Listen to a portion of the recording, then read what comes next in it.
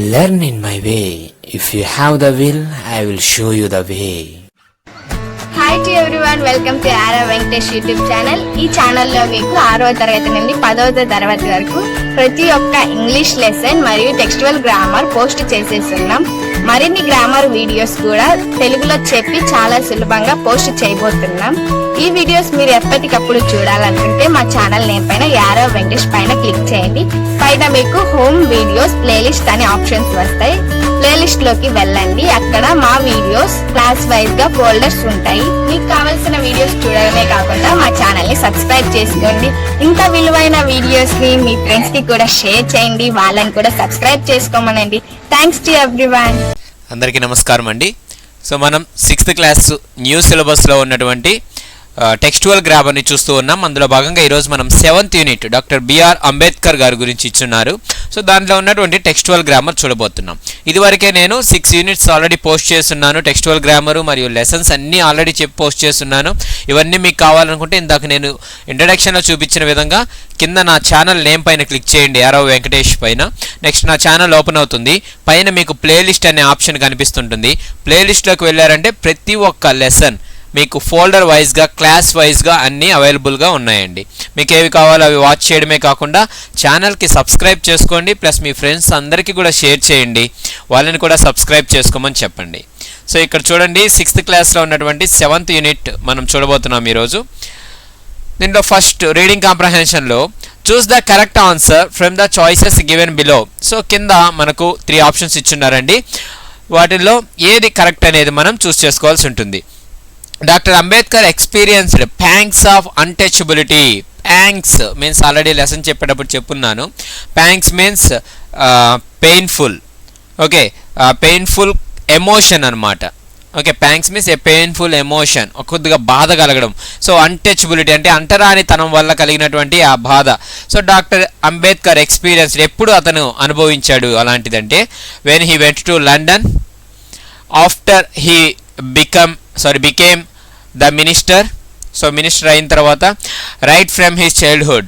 So చిన్నప్పటి నుంచా అంటే yes, option C, right from his childhood, చిన్నప్పటి నుంచి. Next, Ambedkar's father didn't come to the railway station because. So Ambedkar గారి నాన్నగారు రైల్వే స్టేషన్కి రాలేకపోయారనమాట. ఎందుకు, కారణం ఏంటి అంటే they hadn't return a letter to his father. No, వాళ్ళు లెటర్ రాశారు.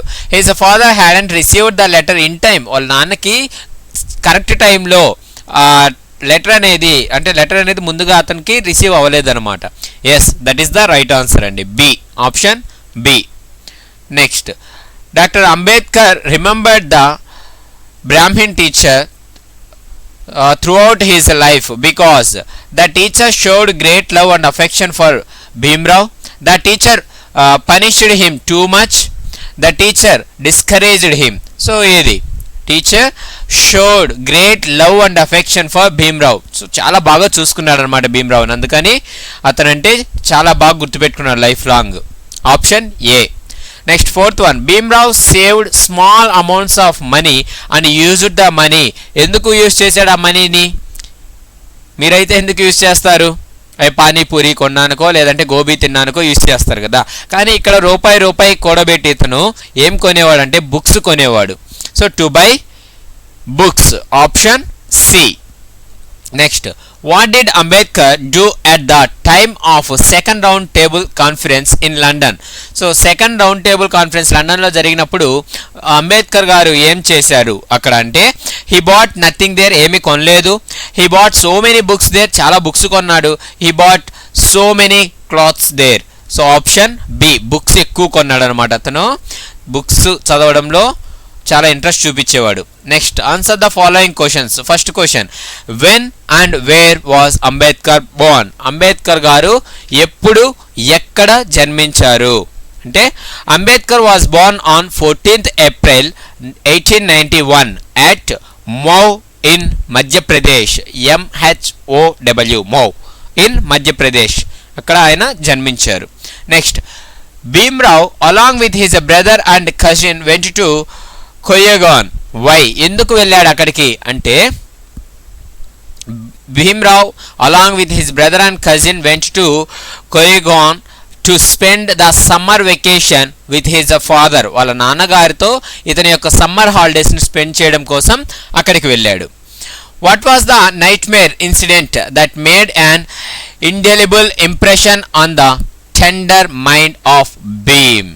సో ఒక చెరగని ముద్ర వేసుకున్నటువంటి ఆ పీడకల ఏంటి అతని జీవితంలో అంటే the nightmarish incident was his journey to his father's working place from railway station.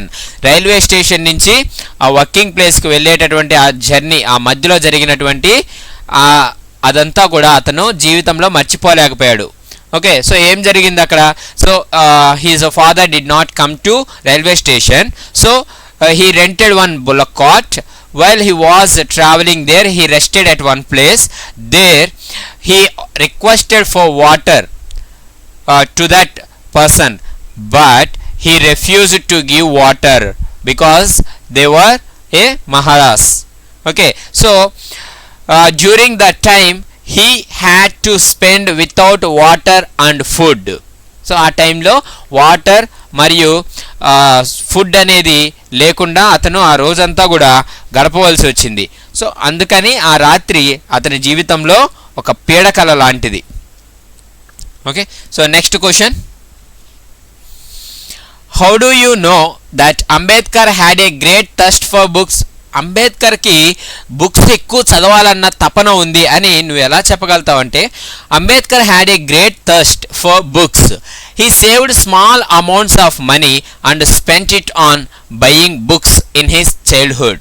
అతని చిన్నతనంలో మనీ సేవ్ చేసుకొని అతను బుక్స్ కొనుక్కునేవాడు. He purchased about 2000 old books when he was in New York. అతను న్యూయార్క్లో ఉన్నప్పుడు 2000 పాత పుస్తకాలను కొనుక్కున్నాడు. At the time of the second round table conference in London he bought 32 boxes of books. అతను సెకండ్ రౌండ్ టేబుల్ సమావేశానికి వెళ్ళినప్పుడు అక్కడ 32 బాక్సులు నిండుకు బుక్స్ కొని ఇండియాకు పంపించాడండి. లెసన్లో చెప్పున్నాను నేను, ఒకసారి వాచ్ చేయండి. సో దీన్ని బట్టి మనకు అర్థమవుతుంది అతనికి బుక్స్ చదవడం మీద ఎంత తపన, ఎంత మక్కువ ఉంది అనేది. Next, do you think that there is a caste discrimination in your village still? So మీ విలేజ్లో, మీ సరౌండింగ్స్లో ఇంకా జాతి వివక్ష, మత వివక్ష అనేది, మతము, కులము ఇలాంటివన్నీ చూస్తూ ఉంటారా? సో అని అడుగుతున్నారనమాట. సో మీ విలేజ్లో అలాంటివి ఉంటే ఎస్ అని రాయండి, లేకంటే నో అని రాయండి. So no, I don't think that there is a caste discrimination in our village అని రాస్తే సరిపోతుంది. నెక్స్ట్, వొకాబులరీలో చూసుకుంటే, read the following sentences, circle the wrongly spelled words and write the correct spelling. So wrong spelling ఉన్నటువంటి వర్డ్స్ని circle చేయండి and వాటి యొక్క కరెక్ట్ స్పెల్లింగ్ ఏంటనేది రాయవలసి ఉంటుంది. ఇక్కడ Ambedkar's achievements inspire us. Achievement spelling చూడండి, ఇక్కడ ఐ అనేది ఈ పక్క ఉండాలి, ఈ అనేది ఇక్కడ ఉండాలి. So ACHIEVEMENTS achievements. Okay, so ఈ రెండింటిని ఆల్టర్ చేసి రాయండి. సో దీనిని సర్కిల్ చేయండి అండ్ కింద మళ్ళీ ఈ రాంగ్ స్పెల్లింగ్ రాసి మళ్ళీ దానికి హైఫన్ పెట్టి రైట్ స్పెల్లింగ్ అనేది రాయవలసి ఉంటుంది మీరు. Next, untouchability is inhuman. So ఇక్కడ అన్టచబిలిటీలో స్పెల్లింగ్ చూడండి, ఏ ఇచ్చిన TA. సో ఏ కాదండి, ఇక్కడ ఓ వస్తుంది. Okay, UNTOUCHABILITY untouchability is inhuman. Okay, so ఇది స్పెల్లింగ్ రౌండ్ ఆఫ్ చేయండి. దీనికి కరెక్ట్ స్పెల్లింగ్లో ఇక్కడ ఏ తీసేసి ఓ పెట్టండి, సరిపోతుంది. Next, Babasaheb was a voracious reader. So ఇక్కడ వెరాషియస్ అంటే VA కాదండి, VO, వెరాషియస్ అంటాం అనమాట. అంటే ఎక్కువ ఇంట్రెస్ట్ చూపించడం అనమాట. ఓకే, సో వెరాషియస్ రీడర్ ఎక్కువగా చదివేవాడు. సో ఇక్కడ ఇది రౌండ్ ఆఫ్ చేయండి. ఇక్కడ ఏ తీసేసి ఓ పెట్టారంటే మీకు స్పెల్లింగ్కి మీనింగ్ అనేది వచ్చేస్తుంది. Okay, so voracious means extremely eager, ఎక్కువ ఇంట్రెస్ట్ చూపించడం. Next, prepare a word map related to Ambedkar. So ఇక్కడ ఇచ్చిన చూడండి, అంబేద్కర్ గారు ఏమేమి చేశారనేవన్నీ కూడా ఇక్కడ ఒక్కొక్క దాంట్లో ఒక్కొక్క సర్కిల్ ఒక్కొక్కటి రాస్తూ వస్తే సరిపోతుంది. ఆల్రెడీ ఒకటి ఇచ్చిన లా మినిస్టర్ అని. సో ఇంకా ఏమేమి చేశాడు? అటెండెడ్ రౌండ్ టేబుల్ కాన్ఫరెన్స్ అనేది ఇక్కడ రాయొచ్చు మీరు, అతను రౌండ్ టేబుల్ కాన్ఫరెన్స్కి అటెండ్ అయ్యారు. నెక్స్ట్, వెరాషియస్ రీడర్ అతను. ఓకే, బుక్స్ మీద ఎక్కువ ఇంట్రెస్ట్ చూపించేవాడు. So voracious reader. Next Bharat Ratna వచ్చింది. సో భారత రత్న అని ఇక్కడ రాయండి. Next chairman of drafting committee. Okay, మన కాన్స్టిట్యూషన్ ప్రిపేర్ చేయడం కోసం అతను డ్రాఫ్టింగ్ కమిటీలో చైర్మన్గా కూడా వ్యవహరించారు. So chairman of drafting committee ఇక్కడ రాయొచ్చు. Next completed PhD. సో అతను పిహెచ్డి కంప్లీట్ చేసుకున్నాడు. అండ్ కంప్లీటెడ్ ఎంఏ, అతను ఎంఏ కూడా కంప్లీట్ చేశాడు. Next intellectual capacity. సో అతనికి ఇంటలెక్చువల్ కెపాసిటీ కూడా ఉందని రాయొచ్చు అనమాట. లేదు ఇంకా ఏమన్నా పాయింట్స్ రాయాలన్నా కూడా మీరు రాయొచ్చు అక్కడ అతని గురించి. సో నేను చెప్పినవే కాకుండా ఆ సర్కిల్స్లో మీరు అతని గురించి ఇంకా ఏమన్నా కూడా రాయొచ్చు. నెక్స్ట్ గ్రామర్ చూస్తే ఇక్కడ Bhimrao went to a man there and said we are very thirsty please give us some water. So ఇది చూస్తేనే మనకు అర్థమవుతుంది దేని గురించి డిస్కస్ చేయబోతున్నాడో చూద్దాం. In the above sentence the words with in the inverted commas are the actual words of Bhimrao. It is called direct speech. Okay, so direct speech, indirect speech గురించి discuss చేయబోతున్నాడు. సో డైరెక్ట్ స్పీచ్ అంటే ఏంటి? ఎవరైతే మాట్లాడతారో వాళ్ళ words as it is అలాగే చెప్తే దానిని డైరెక్ట్ స్పీచ్ అంటామన్నమాట. అలా కాకుండా ఒకరు మాట్లాడిన పదాలని మీ యొక్క ఓన్ వేలో మీరు కన్వే చేసి చెప్తే దానిని ఇండైరెక్ట్ స్పీచ్ అంటాం. ఓకే, సో ఏమని ఫర్ ఎగ్జాంపుల్ నేను మీకు చెప్తున్నాను, రేపు నేను ఇంగ్లీష్ వీడియో పోస్ట్ చేస్తాను. అప్పుడు మీరు వెళ్ళి ఇంకొకరికి చెప్పాలన్నప్పుడు ఎలా చెప్తారు? వెంకటేష్ సార్ చెప్పాడు రేపు నేను ఇంగ్లీష్ వీడియో పోస్ట్ చేస్తాను. ఓకే, లేదంటే రేపు నేను ఇంగ్లీష్ వీడియో పోస్ట్ చేస్తాను అని వెంకటేష్ సార్ చెప్పాడు అంటారు. అలా కాకుండా దాన్ని అంటే నేనేం చెప్పాను, రేపు నేను ఇంగ్లీష్ వీడియో పోస్ట్ చేస్తాను, యాజ్ ఇట్ ఈజ్ మీరు అక్కడ పెట్టేస్తున్నారు దాన్ని. రేపు నేను ఇంగ్లీష్ వీడియో పోస్ట్ చేస్తాను అని వెంకటేష్ సార్ చెప్పాడు. అలా కాకుండా మీ వేలో ఎలా చెప్పొచ్చు? రేపు వీడియో పోస్ట్ చేస్తాడంట వెంకటేష్ సారు, అది మీ వేలో చెప్పడం. అంటే దాన్ని యాజ్ ఇట్ ఈజ్ నేను చెప్పింది కాకుండా మీ వేలో కన్వర్ట్ చేసి దాన్ని ఇండైరెక్ట్ స్పీచ్ అంటాం అనమాట. సో ఇక్కడ ఇన్వర్టెడ్ కొటేషన్స్లో ఉండేదంతా కూడా డైరెక్ట్ స్పీచ్. దానిని ఇండైరెక్ట్ స్పీచ్లోకి ఎలా కన్వర్ట్ చేయాలి, ఆ రూల్స్ ఏంటి, ఇవన్నీ నేను 4 పార్ట్స్ ఆఫ్ వీడియోస్ చేసి నా ఛానల్లో పోస్ట్ చేస్తున్నానండి. డైరెక్ట్ అండ్ ఇండైరెక్ట్ స్పీచ్ అనే ఫోల్డర్లో ఉంటుంది. సో ప్లేలిస్ట్లోకి వెళ్ళారంటే డైరెక్ట్ ఇండైరెక్ట్ స్పీచ్ అనేది ఒక ఫోల్డర్ ఉంటుంది మీకు. దాంట్లో 4 పార్ట్స్ ఉన్నాయి ఆల్మోస్ట్. ఓకే, అసెర్టివ్ సెంటెన్స్ని ఎలా కన్వర్ట్ చేయాలి, ఇంట్రాగేటివ్ సెంటెన్స్ని ఎలా చేయాలి, ఇంపరేటివ్ సెంటెన్స్ని ఎలా చేయాలి, ఎక్స్క్లమేటరీ సెంటెన్స్ని ఎలా చేయాలి, అండ్ ఆప్టేటివ్ సెంటెన్స్ని ఎలా చేయాలి, ఇవన్నీ మీకు వీడియోస్ చేసి నేను పోస్ట్ చేస్తున్నాను.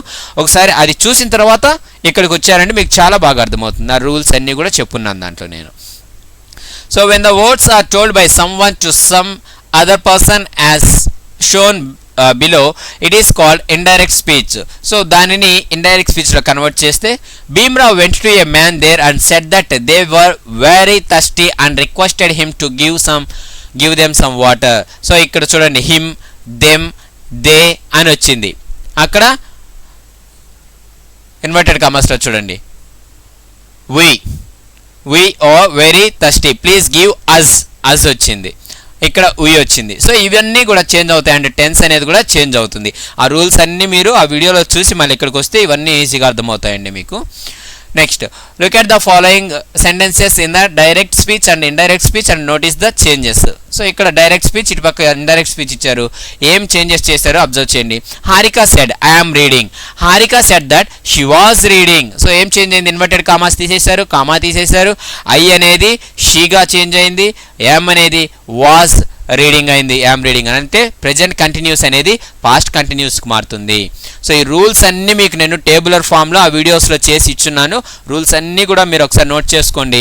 అండ్ ఆ వీడియోస్ అన్నీ వినిన తర్వాత ఇక్కడికి రండి. ఇవి చాలా ఈజీగా ఉంటాయి మీకు అప్పుడు. సో ఇక్కడ మనకు యాక్టివిటీ ఒకటి ఇచ్చిన్నారండి ఆన్ రిపోర్టెడ్ స్పీచ్. ఏంటంటే each student says one sentence with action, the other student will change the sentence into indirect speech. So for example నేను ఒక స్టూడెంట్ అనుకోండి, నేనేం చెప్తున్నాను అంటే యాక్షన్ చేస్తూ చెప్పాలన్నమాట. I am eating. సో అలా చెప్తాను, ఐ ఆమ్ ఈటింగ్. సో దానిని ఇంకొక స్టూడెంట్ ఇండైరెక్ట్ స్పీచ్లో కన్వర్ట్ చేసి చెప్పాలి. Venkatesh said that he was eating అని వస్తుంది. ఓకే, అలాగా ప్రతి ఒక్క స్టూడెంటు ఈ యాక్టివిటీలో పాల్గొని వాళ్ళకి ఈ డైరెక్ట్ ఇండైరెక్ట్ స్పీచ్ మీద కొద్దిగా అవగాహన అనేది కల్పించండి మీరు. Next the other student will change the into indirect speech. Okay, completed. I am reading, I am writing. So ఇవి ఇండైరెక్ట్ స్పీచ్లో he said that he was reading, she said that she was writing, ఇలా వస్తాయి. Next మనకు this activity may be done again by changing the students. అందరితో చేపించండి ఇది. Next exercise చూడండి ఇక్కడ. Now change the conversation between Swapna and Kusuma into indirect speech. So స్వప్నకి కుసుమకి జరిగిన conversation ఇచ్చారు, దీనిని ఇండైరెక్ట్ స్పీచ్లోకి కన్వర్ట్ చేయమన్నారండి. చూడండి, కుసుమ ఏం చెప్తుంది? Are you still working on the project on Ambedkar? ఇంకా అంబేద్కర్ గారి ప్రాజెక్ట్ మీదే నువ్వు వర్క్ చేస్తున్నావా? సో దానిని కన్వర్ట్ చేసేటప్పుడు ఏమేమి చేంజెస్ వస్తాయంటే ఇక్కడ ఆర్ అని ఉంది, starting with auxiliary verbs. So ఇది క్లోజ్డ్ క్వశ్చన్ అండి, ఇవన్నీ చెప్పున్నా అక్కడ. So closed question. So closed క్వశ్చన్లో ఉన్నప్పుడు ఇఫ్ ఆర్ వెదర్ అనేది యూస్ చేయవలసి ఉంటుంది మనం. సో కుసుమ ఏమడుగుతుంది? ఇది క్వశ్చన్ కదండి, క్వశ్చన్ అన్నప్పుడు ఆస్క్డ్ ఆర్ ఎంక్వైర్డ్ అని పెట్టవలసి ఉంటుంది. So Kusuma asked Swapna whether or if ఏదైనా పెట్టుకోండి. కుసుమ ఆస్క్డ్ స్వప్న ఇఫ్, ఇక్కడ యు అంటే ఎవరు? స్వప్న. ఇఫ్ యు అంటే స్వప్న. సో అలా స్వప్న అంటే అమ్మాయి కాబట్టి ఆమెకి ప్రొనౌన్ ఏం రాయొచ్చు? షీ రాయొచ్చు. Kusuma asked Swapna if she are working అనేది ప్రెజెంట్ కంటిన్యూస్లో ఉంది, అది దేంట్లోకి మారుతుంది? పాస్ట్ కంటిన్యూస్లోకి చేంజ్ అవుతుంది. So if she was working on the project on Ambedkar, question mark అనేది తీసివేయాల్సి ఉంటుందండి. క్వశ్చన్ మార్క్ పెట్టకూడదు మళ్ళీ ఇండైరెక్ట్ స్పీచ్ వచ్చాక. ఓకే, సో నెక్స్ట్ అలాగే దానికి స్వప్న ఏం చెప్తుంది? I have already completed that project. So ఇప్పుడు ఏం చెప్పింది? తను రిప్లై ఇచ్చింది కాబట్టి స్వప్న రిప్లైడ్ దట్, ఇక్కడ దట్ వస్తుంది కంజంక్షన్. ఓకే, ఇంపరేటివ్కి ఇంట్రాగేటివ్కి దట్ రాదండి, రిమైనింగ్ అన్నిటికీ దట్ వస్తుంది, అది గుర్తుపెట్టుకోండి. Next Swapna replied that, I అంటే ఎవరు ఇక్కడ? స్వప్న. సో ప్రొనౌన్ వచ్చి she. Swapna replied that she have completed, present perfect tense ఏ దాంట్లో కన్వర్ట్ అవుతుంది? పాస్ట్ పర్ఫెక్ట్లోకి. So Swapna replied that she had completed that project or she had already completed that project అని రావాల్సి ఉంటుంది. నెక్స్ట్ మళ్ళీ కుసుమ ఇంకొక క్వశ్చన్ అడుగుతుంది. సో మళ్ళీ క్వశ్చన్ అడిగినప్పుడు ఏం చెప్పాలి? Asked or enquired. So Kusuma enquired Swapna what, you అంటే ఎవరు ఇక్కడ? షీ. ఓకే, యు అంటే ఎవరు? స్వప్న కాబట్టి she. What she was doing, or doing అనేది వాజ్ డూయింగ్ అవుతుంది. సో అండ్ నౌ అనేది దెన్ అవుతుంది. So Kusuma asked Swapna or Kusuma enquired Swapna what she was doing then, what she was doing then. Next అలాగే స్వప్న మళ్ళీ reply ఇస్తుంది అనమాట కుసుమకి కాబట్టి Swapna said that or Swapna replied that అని పెట్టుకోవచ్చు. So Swapna said that she was working on some other project on Vallabhbhai Patel. That's it. ఎందుకంటే am working అనేది ప్రెజెంట్ కంటిన్యూస్ కాబట్టి వాజ్ వర్కింగ్ అని చేంజ్ అవుతుంది. సో ఆ రూల్స్ అన్నీ చూసారంటే మీకు ఇది చాలా ఈజీగా అర్థమవుతుందండి. సో ఇదంతా ఇప్పుడు నేను చెప్పినవి ఒక పారాగ్రాఫ్ లాగా రాస్తే సరిపోతుంది.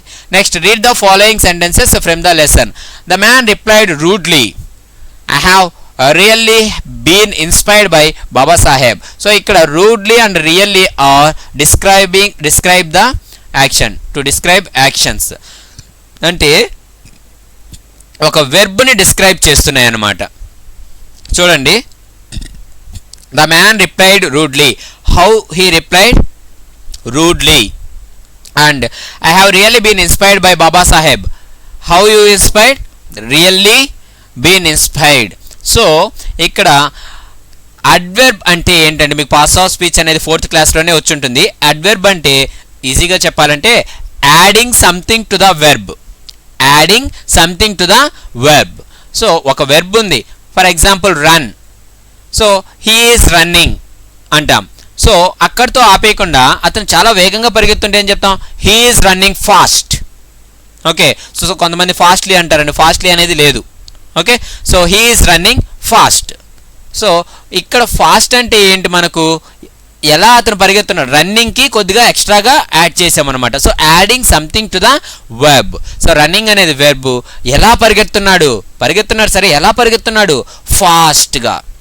ఓకే, సో ఆ వెర్బ్కి ఏదైనా ఎక్స్ట్రాగా యాడ్ చేస్తే, ఎక్స్ట్రా ఇన్ఫర్మేషన్ ఇస్తే, దాని గురించి డిస్క్రైబ్ చేస్తే దానినే అడ్వర్బ్ అంటాం అనమాట. So maximum of the adverbs ending with ly. He is running slowly. ly. Okay, so చూడండి ఇక్కడ in the above sentences the words rudely and really are used to describe actions. They are called adverbs. Most of the adverbs are formed by adding ly to adjectives. Adjectives ki ly add చేస్తే అది adverb గా change అవుతుంది అన్నమాట. Maximum అది 100% కాదండి, 95% వరకే. కొన్ని అలా పాసిబుల్ కావన్నమాట. ఓకే, చూద్దాం నెక్స్ట్.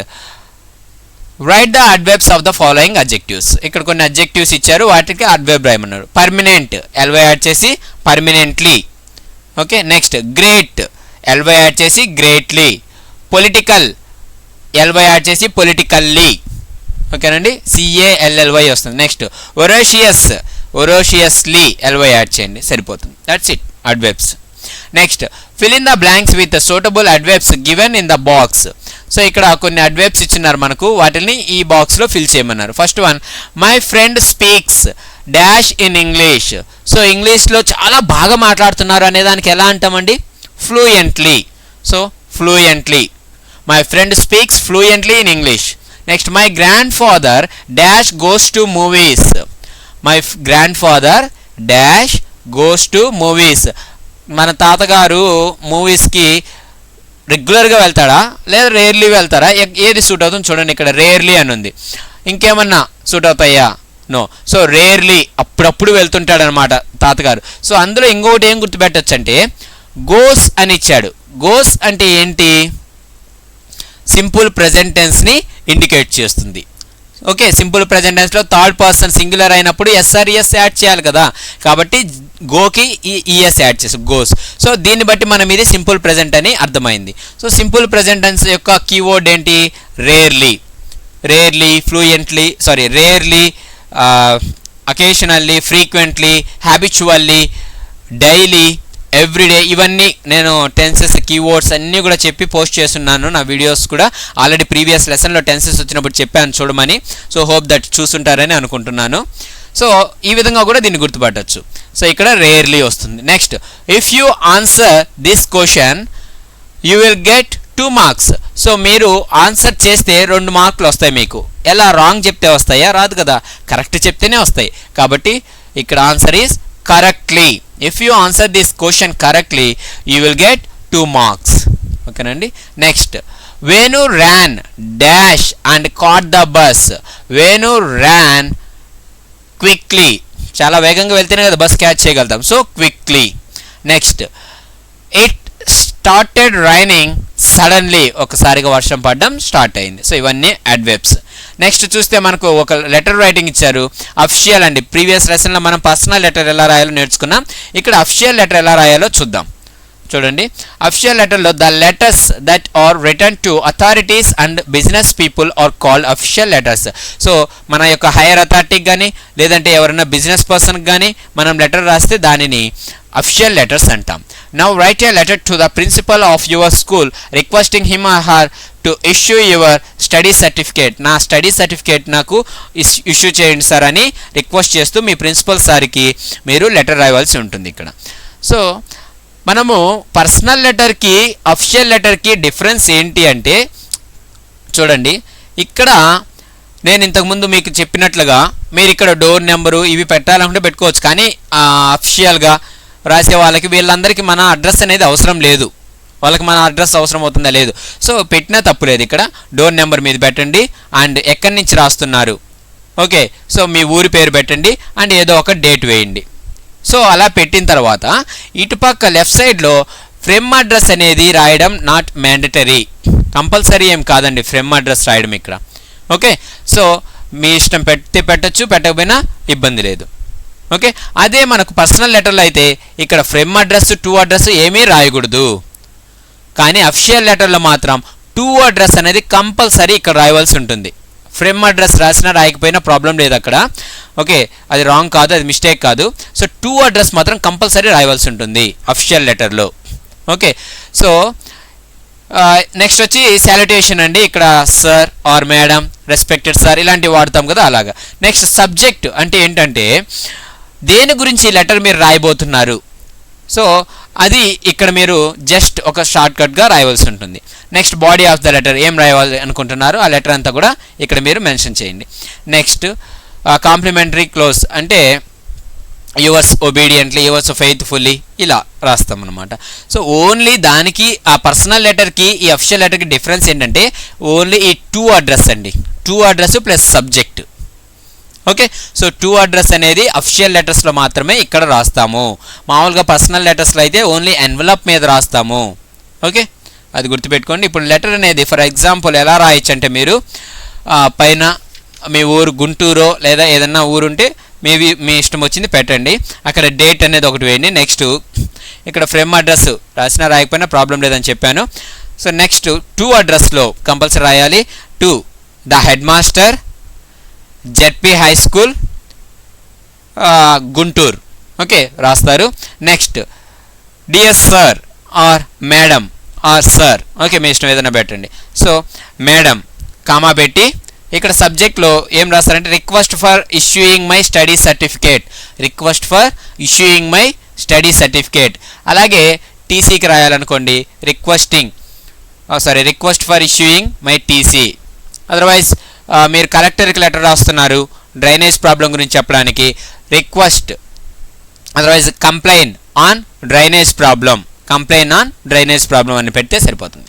అలాగా బాడీ ఆఫ్ ద లెటర్ ఏం రాయొచ్చు, I am so and so, your name రాయండి అక్కడ. I am Raju, a student of 6th class, my roll number is, so మీ రోల్ నెంబర్ వేయండి. My roll number is 10. I need my study certificate to open a bank account to submit for Amma Vodi scheme. So Amma Vodi scheme ఉంది కదండి, దానికి submit చేయడం కోసం నాకు నా study certificate కావాలి సార్ అని అడుగుతున్నారు. Hence I request you to issue my study certificate as early as possible, thanking you sir అని పెట్టి ఇక్కడ యువర్స్ ఒబీడియంట్లీ ఓకే అని పెట్టి మీ నేమ్ రాయండి, ఇక్కడ సరిపోతుంది. నెక్స్ట్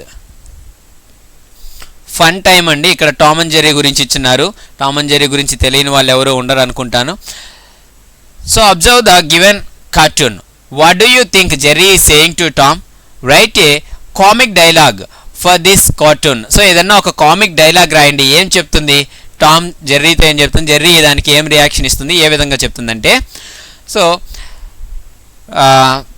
ఇక్కడ క్యాట్ ఉంది కదండి, సో దీనిపైన తలపైన ఇలాగ మీరు క్లౌడ్ లాగా వేయండి. అంటే ఆలోచించేటప్పుడు మనకు వస్తుంది కదా క్లౌడ్ లాగా, అలా వేసి లేదంటే ఒక స్టార్ లాగా వేసి రాయండి. ఇది టామ్ చెప్పింది, ఇది జెర్రీ చెప్పింది అనేసి రాసి టామ్ ఏమని ఉండొచ్చు, I'm going to eat a fresh curd or else I'm going to eat a fresh ఇంకేదన్నా, ఓకే నేను పోయి తినబోతున్నాను, otherwise I'm going to eat you now, okay నేను నిన్ను తినబోతున్నాను ఇప్పుడు అని అంటే అప్పుడు ఇమీడియట్గా జెర్రీ ఏమంటుంది, you can't catch me, I'm going to start my running అనేసి చెప్పి అలా ఎక్కిరిచేసి వెళ్ళిపోతుంది అనమాట. సో అలాగా మీ ఇష్టం, మీరు ఏం రాయాలనుకుంటే అది రాయొచ్చు అనమాట. ఓకే అండ్ లేదంటే ఇక్కడ today I'm going to out అని టామ్ చెప్పచ్చు, దానికి now I'm going to lock the door by keeping you inside అని చెప్పి పెట్టేసి వెళ్ళి లాక్ చేసుకొని వెళ్ళిపోవచ్చు. సో ఈ విధంగా ఏదన్నా అండి మీ ఇష్టం, మీరు ఇమాజిన్ చేసుకొని ఏవైనా రాయొచ్చు దీనికి. Okay next talking time. Asking for and giving permission, asking for permission and giving permission. Permission అడగడానికి పర్మిషన్ ఇవ్వడానికి ఏమి యూస్ చేస్తామంటే కెన్ యూస్ చేస్తాం, మే యూస్ చేస్తామండి. కెన్ ఎప్పుడు యూస్ చేస్తామంటే ఇన్ఫార్మల్ వేలో మీరు పర్మిషన్ అడుగుతున్నప్పుడు కెన్ అనేది యూస్ చేస్తాం. ఫార్మల్ వేలో మీరు పర్మిషన్ అడగాలనుకున్నా పర్మిషన్ ఇవ్వాలనుకున్నా మే అనేది యూస్ చేయవలసి ఉంటుంది. ఓకే సో ఇన్ఫార్మల్ అయితే కెన్, ఫార్మల్ అయితే మే అనేది యూస్ చేయవలసి ఉంటుంది. సో ఇక్కడ చూడండి, can I use your phone, నీ ఫోన్ నేను యూస్ చేసుకోవచ్చా, యూస్ చేసుకోగలనా అంటే పొలైట్ అనమాట. ఇక్కడ పొలైట్గా అడగడం అంటే ఇది ఇన్ఫార్మల్ వేలో polite way. And may I use your charger, may అని యూస్ చేసినప్పుడు మోర్ పొలైట్ అంటే ఫార్మల్ వేలో అడిగినట్టు. Okay sorry. So the above 2 sentences are used to ask permission. Permission అడగడానికి యూస్ చేస్తాం ఈ రెండు. The first one is polite, the second one is more polite. అంటే నేను చెప్పిన విధంగా ఏంటంటే కెన్ యూస్ చేస్తే ఇన్ఫార్మల్, మే యూస్ చేస్తే ఫార్మల్ వేలో పర్మిషన్ అడగడం. Ask for permission in different ways using the following expression, the first one is done for you. చూడండి ఇక్కడ మనకు ఒక టేబుల్లో ఇచ్చినారు, ఎక్స్ప్రెషన్స్ కొన్ని ఇచ్చారు. వాటిల్లో ఫ్రెండ్ టు ఫ్రెండ్ అయితే ఎలా అడుగుతావు, స్టూడెంట్ టు టీచర్ అయితే ఎలా అడుగుతావు. సో ఫ్రెండ్ టు ఫ్రెండ్ ఉన్నప్పుడు క్యాజువల్గా ఉంటాం కాబట్టి మనము ఇన్ఫార్మల్ వేలో అడిగినా ఏం ప్రాబ్లం లేదు. కానీ స్టూడెంట్కి టీచర్కి మధ్య జరిగేటప్పుడు ఆ సంభాషణ అనేది ఫార్మల్ వేలో ఉండాలి కాబట్టి ఇక్కడ మనం మే అనేది యూస్ చేస్తాం. సో అన్నిటికీ ఇక్కడ కెన్ పెట్టి స్టార్టింగ్లో లాస్ట్లో క్వశ్చన్ మార్క్ పెట్టండి. అదేవిధంగా స్టూడెంట్ టీచర్ రాసేటప్పుడు మే స్టార్టింగ్లో పెట్టి లాస్ట్లో క్వశ్చన్ మార్క్ పెట్టండి. Can I use your pen, so ఇక్కడ రాయండి can I use your pen. అలాగే may I use your pen. So next one can I have a drink of water, అలాగే ఇక్కడ may I have a drink of water. Next can I switch off the fan question mark, ఇక్కడ may I switch off the fan question mark. Next can I come in question mark, may I come in question mark. So ఈ విధంగా can and మే అనేది మనం permission తీసుకోవడానికి, అదే permission అడగడానికి use చేస్తాం. అలాగే గివింగ్ పర్మిషన్ ఇచ్చేటప్పుడు ఏ విధంగా యూస్ చేస్తాం చూడండి.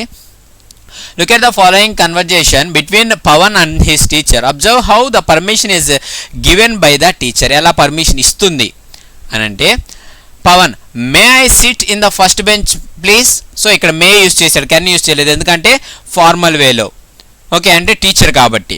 సో మే నేను ఫస్ట్ బెంచ్లో కూర్చోవచ్చా దయచేసి అని అడిగాడు అనమాట రిక్వెస్టింగ్గా. నెక్స్ట్ టీచర్ ష్యూర్ అని రిప్లై ఇచ్చింది, పర్మిషన్ ఇచ్చింది అనమాట. Next Pavan may I ask a doubt, నేను ఒక డౌట్ అడగమంటారా, దానికి ఎస్ ప్లీజ్ డూ. సో ఇలా రిప్లై ఆన్సర్ ఇచ్చేటప్పుడు వాళ్ళు ఏదన్నా అడిగినప్పుడు రిక్వెస్టింగ్గా మనం ఎస్ ప్లీజ్ ఎస్ అనేసి మనం ఇస్తాం అనమాట రిప్లై అనేది. సర్టైన్లీ, ష్యూర్లీ అనేసి. Next teacher yes please do. Next Pavan may I talk to Gopi once, sure but why, okay కానీ ఎందుకు అని అడుగుతుంది. Now your work is you want to go on a picnic with your classmates, you need permission from your parents. Now prepare a conversation between you and your mum in this context. So ఈ సందర్భం మనకు ఒక సందర్భం ఇచ్చారండి. Context అంటే ఏం లేదు, సందర్భం. ఓకే మనకు ఒక సందర్భం ఇచ్చాడు, ఏంటది, మీ ఫ్రెండ్స్తో కలిసి మీరు పిక్నిక్ వెళ్ళాలి, దానికి మీ పేరెంట్ పర్మిషన్ అనేది అవసరం. సో ఏ విధంగా అడుగుతారు మీ పేరెంట్ పర్మిషన్ని? సో ఎలా అడుగుతాం, ఫస్ట్ మీరు ఐ అని పెట్టుకోండి, లేదా మీ నేమ్ ఏదో ఒకటి పెట్టుకోండి. Can I ask you one thing అని మీ మదర్తో అడుగుతున్నా, అప్పుడు మదర్ ఏమంటుంది, ష్యూర్. దానికి మీరు can I go on a picnic with my classmates, దానికి అమ్మగా ఏమంటారు mother, certainly or sure, yes you can అంటారు. నెక్స్ట్ చూడండి ఇక్కడ కెన్ అనేది యూస్ చేస్తున్నాం, ఎందుకంటే మదర్తో మాట్లాడుతున్నాం కాబట్టి ఫార్మల్గా ఏం అవసరం లేదు, ఇన్ఫార్మల్గా యూస్ చేస్తాం అనమాట. నెక్స్ట్ మళ్ళీ మీరు ఏమడుగుతారు, can I ask you to prepare my favourite food, దానికి మదర్ ఏమంటారు, వై నాట్, ఓకే ప్రిపేర్ చేస్తాను. నెక్స్ట్ మళ్ళీ మీరు ఏమడగచ్చు, can I take my cam to my picnic, camera తీసుకువెళ్తాను లేదా మొబైల్ తీసుకువెళ్ళానని అడిగినప్పుడు mother sure but why, okay కానీ ఎందుకు అని అడుగుతుంది. సో ఈ విధంగా మనం రాయొచ్చండి ఎక్స్ప్రెషన్స్ ఈ contest. Next say the following pairs of words aloud. చూడండి sit, seat, okay SIT, seat. So రెండు మీరు ప్రొనౌన్స్ చేసేటప్పుడు ఏ విధంగా వస్తున్నాయో అబ్జర్వ్ చేయండి. ఓకే సిట్ అంటే ఏంటి, సీట్ అంటే ఏంటి మీకు తెలుసు. Next bit, beat, okay. Next lid, lead, okay lid అంటే ఏంటంటే మూత, ఓకే లిడ్, లీడ్, లీడ్ అంటే ముందుని నడిపించడం. నెక్స్ట్ ఫిట్, ఫీట్, ఫిట్గా ఉండడం, అండ్ ఫీట్ అంటే తెలిసిందే మనకు. Next fill, feel, mill, meal. So mill అంటే ఏంటి మనకు తెలిసిన ఫ్యాక్టరీ ఇలాంటివి ఉంటాయి కదండి మిల్. సో అక్కడ మిషన్స్ పెట్టుకొని ఉండేటటువంటి ఆ ఏరియాని మిల్ అంటాం అనమాట. కొయ్యల మిల్లు ఇలాంటివి, rice mill, okay. Next ship, sheep, chick, cheek, chick అంటే చిన్నది కోడిపిల్ల అప్పుడే పుట్టింది అలాంటివి. Next fun with friends, so already ఇది కంప్లీట్ చేసుకున్నామండి మనం. ఇక్కడ ఒక మనకు క్వశ్చన్ అండ్ ఆన్సర్స్ ఇచ్చున్నారు చూడండి. What did Vani buy? Vani ఏం కొనుక్కొచ్చింది అంటే Vani bought some delicious black plums, నల్లరేగి పండ్లను కొనుక్కొచ్చింది అనమాట. Plums, PLUMS, plums. Next, who decided to play a trick on Kavya? Kavya మీద ఎవరు ట్రిక్ ప్లే చేయాలనుకున్నాడు? Sumi decided to play a trick on Kavya. Okay, Sumi play చేయాలనుకున్న ఒక trick. Next, there were no seats under Sumi's chair. Why? So Sumi chair కింద seats లేవు. ఎందుకు అంటే as Sumi stealthily pushed the heap of seats under Kavya's chair, there were no seats under her chair.